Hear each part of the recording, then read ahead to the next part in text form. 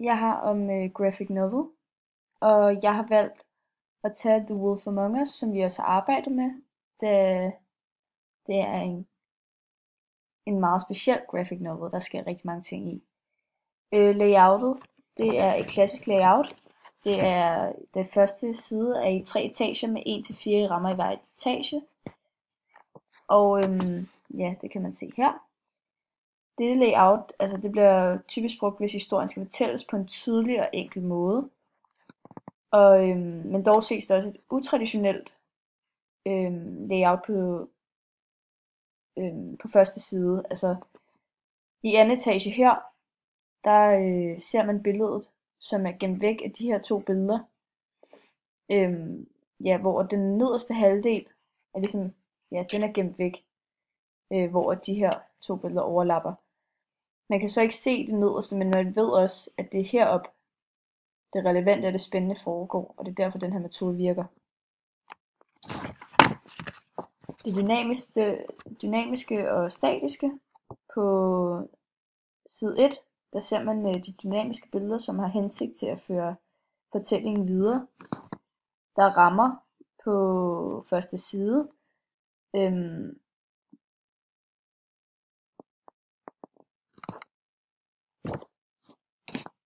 Ja. Men på side 2, der ses et stort statisk totalbillede, som har til opgave at få læseren til at gå på opdagelse i alle de her detaljer. Og sceneskiftene, det er handling til handling, som er en meget typisk og meget brugt metode. Stil og streg. Tegningerne, de bevæger sig op ad den fotorealistiske stil. Man ser for eksempel på personerne, at der bliver lagt vægt på detaljer som rynker og skygger. Og det kan måske indikere, at vi har med et ældre og lidt mere sofistikeret publikum at gøre. Altså hvis publikummet for eksempel var børn, så har man måske taget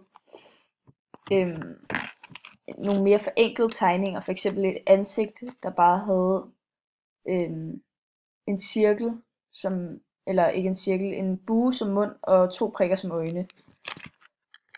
Og udover det, så kan man også støde på det abstrakte ansigt, som gengiver et ansigt uden tydeligt at vise, at det er et ansigt. I stedet for øjne og mund kan man fx bruge figurer.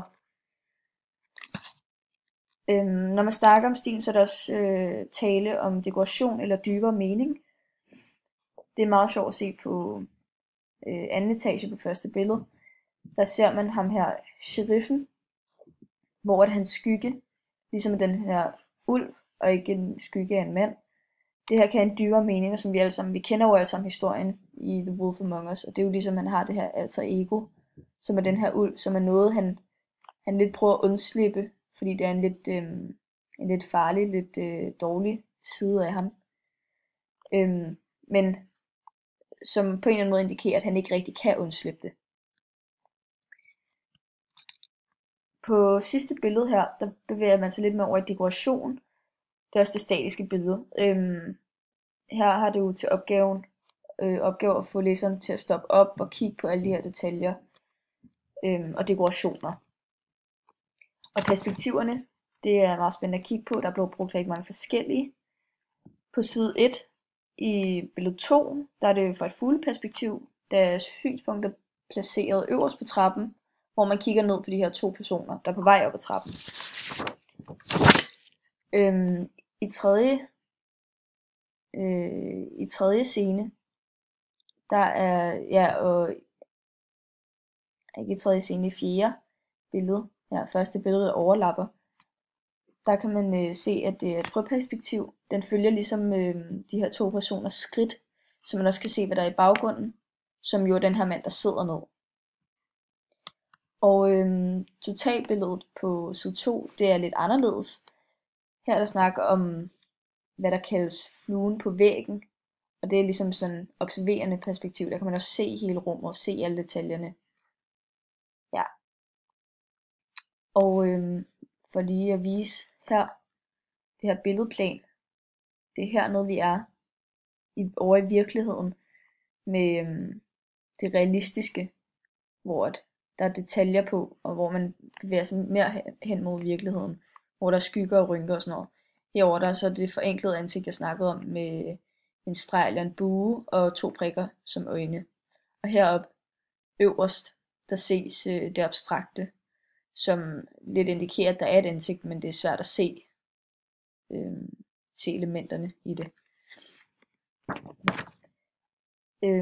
Ja, farverne.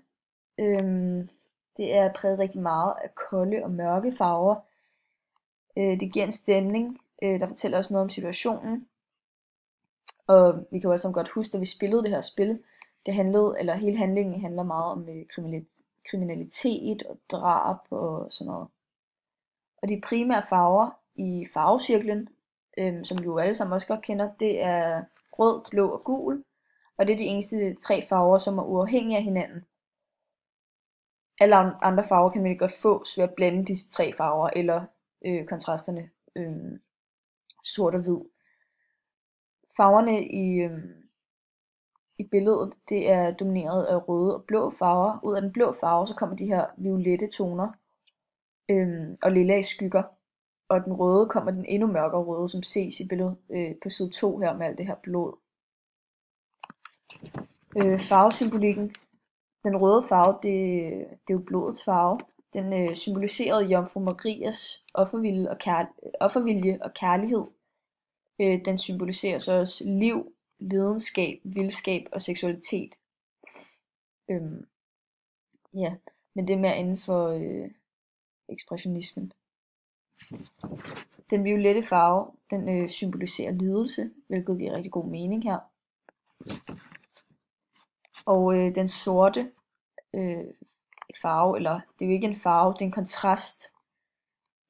Man kan sige, at den sorte, den hvide og de grå farver, eller kontraster, de kaldes også for akromatiske farver. De indeholder ikke nogen kulør, de er neutrale. Og den sorte akromatiske farve her symboliserer så døden, synd, helvede, sort magi og djævlen, og udtrykker lysmangel og mørke.